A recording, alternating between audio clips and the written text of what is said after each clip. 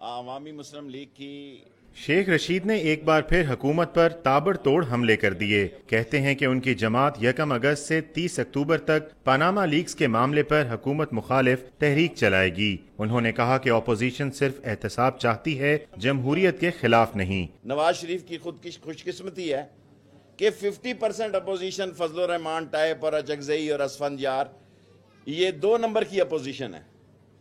اگر لوگ سڑکوں پہ آ گئے تو میں آپ کو یقین سے کہہ دیتا ہوں کہ قیادت کا سارا رخ بدل جائے گا۔ سربراہ عوامی مسلم لیگ نے جمعیت علماء اسلام مولانا فضل الرحمان کو تنقید کا نشانہ بناتے ہوئے کہا کہ انہیں اقتدار میں رہنے کا طریقہ آتا ہے، کوئی ایسی حکومت نہیں جس کا وہ حصہ نہ رہے ہوں۔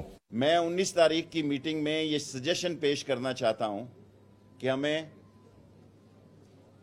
یک زبان ہو کے اپوزیشن پارٹیوں کو اسمبلیوں سے مستعفی ہو جانا چاہیے۔ شیخ رشید نے کہا کہ وہ نہیں چاہتے کہ پاکستان میں ترکی جیسا ماحول بنے، لیکن ایسا ہوا تو یہاں کے عوام بھی سڑکوں پر نکلیں گے، لیکن مٹھائی کی دکانوں پر جانے کے لیے۔ کیمرامین ذیشان حیدر کے ساتھ عمر فاروق، ڈان نیوز، لاہور۔